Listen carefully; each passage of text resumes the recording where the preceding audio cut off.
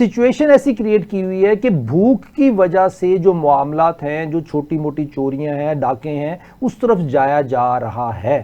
اس situation میں government is missing, sleeping, absent, لیکن وہ پالیسیز ہمیں چاہیے کہ ہم غربت کی لکیر سے باہر آئیں اور اپنے آپ کو ٹھیک کر سکیں۔ اور نوکری نہیں ہے، جاب نہیں ہے، اور مہنگائی بڑھتی جا رہی ہے۔ اس سچویشن میں عمران صاحب آپ کیا کہتے ہیں؟ سر بات یہ ہے کہ آپ نے رسول اللہ صلی اللہ علیہ وسلم کی بات کی۔ رسول اللہ صلی اللہ علیہ وسلم نے اس شخص کی معیشت کو بہتر کرنے کے لیے پاس بیٹھے کسی بھی عرب پتی کو یہ نہیں کہا کہ اس کو 200 روپیہ دے دو۔ بالکل صحیح کہا۔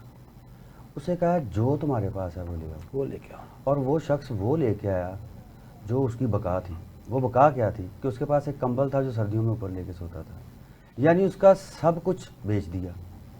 فرسٹ جب بیچ دیا ہے تو ابھی اس کو پتہ ہے کہ ابھی جو ہے یہی ہے، اب سارا دن مجھے محنت کرنی ہے۔ اگر اس مارکیٹ میں لکڑی نہیں بکی تو مجھے کہیں بھی جانا پڑے، 50 میل سفر کرنا پڑے، میں کروں گا، ورنہ رات کو ٹھر کے مر جاؤں گا۔ سیدھی سی بات ہے۔ جی جی بالکل۔ تو نبی صلی اللہ علیہ وسلم نے اس کو قرضہ لے کے نہیں دیا، اس کو اس کی اپنی کمائی کے اوپر کھڑا کیا۔ ٹھیک ہو گیا، ایک بات۔ دوسری بات یہ ہے کہ آپ نے بات کی گورنمنٹ سیکٹر کی، ملازمین کی، حکومہ کی۔ اب دیکھیں، ایک بڑی سادہ سی بات ہے کہ جو آدمی ایشیائی باشندہ ہے وہ اگر یہاں سے سفر کرتا ہے، افریقہ جاتا ہے، تو صاف بات ہے کہ وہ ایشیائی تمدن کی اس ثقافت کی نمائندگی کرتے ہوئے اس کے پورے وجود پہ ہمیں نظر آئے گا کہ یہ ایشیا کا فلاں ایریا کا باشندہ لگتا ہے۔ اگر وہ بات کرے گا تو پتہ چلے گا کہ اچھا یہ باشندہ فلاں ایریا کا ہے، اب اس کی لینگویج یہ ہے، یہ پاکستان سے لگتا ہے۔ ٹھیک ہو گیا۔ تو میں چاہتے اور نہ چاہتے اپنی سوسائٹی، اپنے معاشرے کی نمائندگی کروں گا۔ اگر میں جھوٹ بھی بولوں گا تو اپنی سوسائٹی والا بولوں گا۔ ایسا نہیں ہو سکتا کہ افریقہ جا کے تو افریقہ والا جھوٹ بولوں، ایسا نہیں ہوگا۔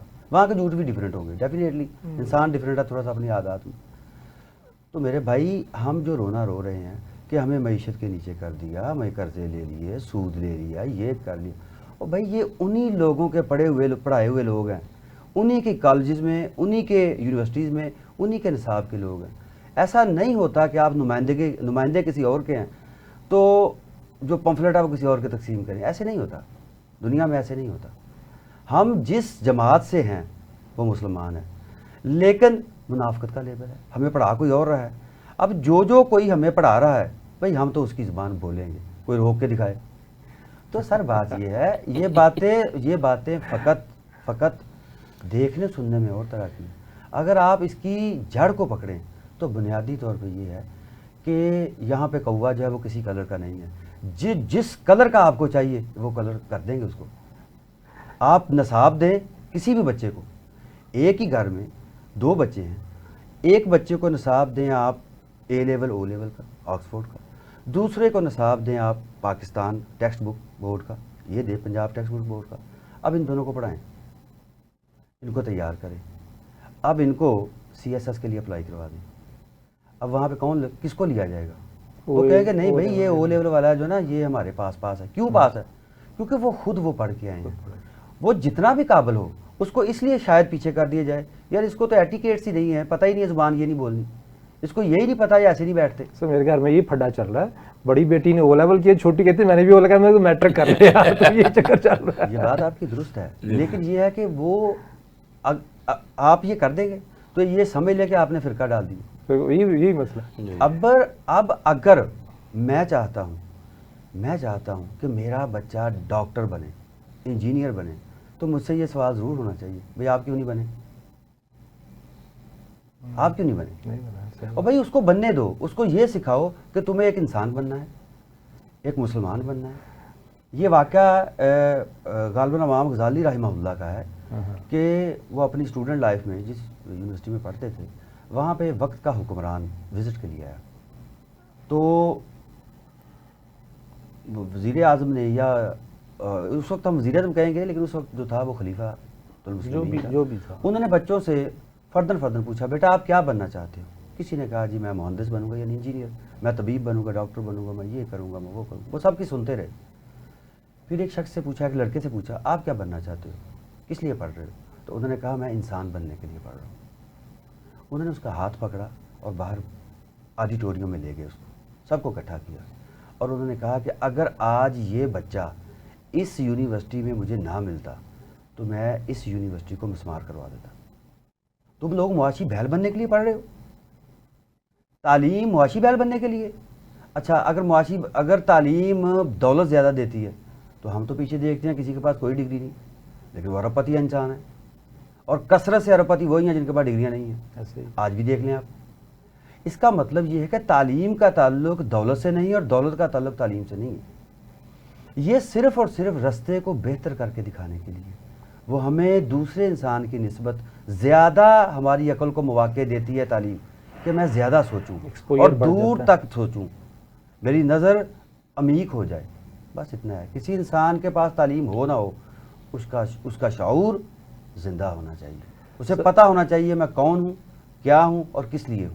سر شعور زندہ کرنے کے لیے دیکھیں اس وقت جو عمران صاحب نے باتیں کر دی, 3 بڑی گہری باتیں, اس میں 2 باتیں بڑی امپورٹنٹ, کہ اگر ایک ہی 2 بچوں کو 2 بھائیوں کو ڈفرنٹ نصاب میں کر دیا وہ ڈفرنٹ چیزیں بن جائیں گے, ڈفرنٹ سکلز کے ڈفرنٹ کیپیسٹیز ہوں گی ان دونوں کی.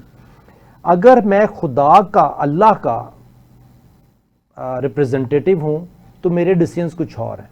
اگر میں نے نصاب انگریزوں کا پڑھا ہوا ہے تو میں انفلوئنسڈ ہوں وہ ایجوکیشن سسٹم کا جو میں نے پڑھا ہے, تو میں اللہ کا ریپرزنٹیٹیو نہیں رہا, منافقت کا لبادہ اوڑھ کے اس سسٹم کو میں پروٹیکشن دے رہا ہوں. آج یقین جانے یہی بات ہے کہ جو پوری سرکاری مشینری ہے وہ پروٹیکٹ کر رہی ہے اس سسٹم کو جو ہم پہ امپوز ہوا ہے, جو 1856 کے بعد جو گورے آئے ان کے تھرو یہ چل رہا ہے.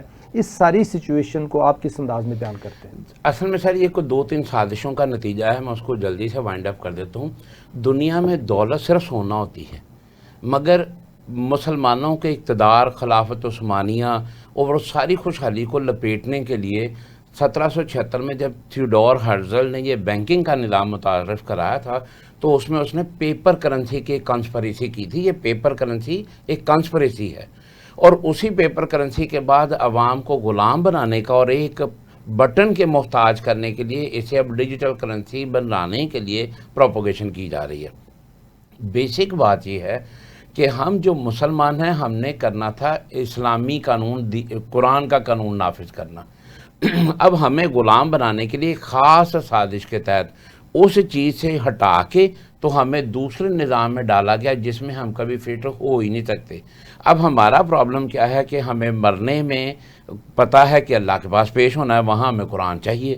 اسکول جانا ہے تو ہمیں اردو اور انگریزی چاہیے. گھر میں ماں نے پنجابی یا سندھی یا پشتو بولنی ہے, تو ہم ایک تتر اور بٹیر کی ایسی نظام میں ڈال دیا کہ ہمیں سمجھنے نہیں دیا. اگلی بات آپ دیکھیں, ہمارا نظام تعلیم اتنا فرسودہ ہے کہ ہمارے ہاں کوئی بھی بندہ شرط لگا کے دیکھ لیں, ڈاکٹر قدیر کے علاوہ شاید یا چند ایک نام, جب سے اسکول بنے ہیں ہم نے کوئی بھی کارگر قسم کا سائنسدان, اسکالر, فلسفی کوئی پیدا نہیں کیا. یہ سارے تب کیا جب اسکول نہیں ہوتے تھے. تو اصل سسٹم کیا ہے کہ ہمیں ایک خاص طریقے سے مفلوج کر کے امت مسلمہ کی دولت پہ قبضہ کرنے کی صہیونی سازش جو ہے وہ کار فرما ہے. معذرت کے ساتھ اصل بات جی امت مسلمہ کی کہاں ہے امت مسلمہ؟ آپ دنیا میں 55 یا 60 ممالک ہیں, جی, آپ نقشے پہ ہاتھ رکھیں کہ جی یہ امت مسلمہ ہے. بھائی دیکھیں میری بات سنیں, آپ وہ اس چیز کا کریڈٹ مت لیں جو آپ نہیں ہیں. صاف بات ہے, اس چیز کا کریڈٹ مت لیں جو آپ نہیں ہیں. امت مسلمہ کے جو ایسڈ ہیں جی ان کو وہ لے جا رہے ہیں, وہ بھائی وہ نہیں لے جا رہے, وہ دنیا لے جا رہے ہیں. وہ دنیا آپ سے کھینچ کے لے جا رہے ہیں جو امامت ملنے کے باعث آپ کو ملی تھی. اب آپ اس امامت پہ فائز نہیں رہے تو صاف بات ہے کہ جو آدمی اپنا آفس ورک اپنی سیٹ پہ بیٹھا نہیں کرے گا, اس کو کس بات کی سیلری دی جائے, کس بات کے لیے اس کو گھر دیا جائے, گاڑی دی جائے, اس کے بچوں کو پڑھایا جائے, کس لیے پڑھایا جائے. اب وہ کہتا ہے یار یہ میرا حق تھا, مجھ سے چھین لیا. وہ بھائی حق تب تک تھا جب تک تم اس کے جو تمہارے اوپر اس کی جو ضروری فرائض تھے اور جو تمہارا فرض منصبی تھا تم وہ ادا کر رہے تھے. ابھی تم نمازیں پڑھا نہیں رہے, لوگوں کے مقتدا بن نہیں رہے, کس بات کے لیے تمہیں مسجد میں جگہ دی جائے, امامت کس بات کے لیے دی جائے, کس بات کے لیے تمہیں سہولیات دی جائے. وجہ تو بیان کی جائے نا. جی میری تنخواہ لے لی بھی تو لے اس کو دیا جائے گا. کیا اللہ نے نہیں فرمایا یہ بات کہ اگر تم لوگوں نے یہ معاملہ اس طرح نہ کیا اور ان حقوق کو اللہ کے اس امر کو آگے نہیں بڑھاتے, تم لوگ دعوت و تبلیغ سے پیچھے ہٹ جاتے ہو. اور معذرت کے ساتھ دعوت و تبلیغ کو یہ سمجھا جا رہا ہے کہ فقط اللہ اللہ اللہ کرتے رہو تم تبلیغ کر رہے ہو. نہیں بھائی نہیں. کوئی شخص ہمیں نہیں معلوم پڑتا کہ کوئی شخص نبی صلی اللہ علیہ وسلم کی نماز پڑھتے ہوئے دیکھ کے کوئی بندہ مسلمان ہوا ہو, یا آپ کے اس مشن میں شامل ہوا ہو, آپ کو حج کرتا دیکھے, آپ کو روزہ رکھتا دیکھے. نہیں بھی نہیں. یہ انفرادی عبادات ہیں جو انفراد کے ساتھ ساتھ جب ہر شخص انفرادی طور پہ ان کو کرتا ہے تو وہ ایک یک رنگ ہو کے اجتماع بن جاتا ہے. اسی لیے کہا گیا نا کہ بھائی جب تم اکیلے اکیلے گھر میں پڑھ رہے ہو نہیں پڑھو گے, تم مسجد میں جاؤ, تمہارا ایک مرکز بنے, مسجد تمہاری مرکز ہے, سب کچھ ہے, تو ایک رنگ ہو جاؤ گے. ابھی یہاں ایک رنگ ہے ایسا نہیں ہے. ایک صاحب کھڑے ہوتے ہیں جو کہ بہت زیادہ معتبر ہیں, بہت بڑے عالم دین ہیں, بہت بڑے انسان ہیں, وہ ایک بہت بڑے علمی خانوادے سے ان کا تعلق ہے. وہ ایک بات کہتے ہیں تو وہ ان کی بات اس طرح کر دی جاتی جیسے بے پرکی ہو, جبکہ ایسا نہیں ہے. تو میرے بھائی ایسی چیز کا رونا مت رو جو تمہاری نہیں ہے.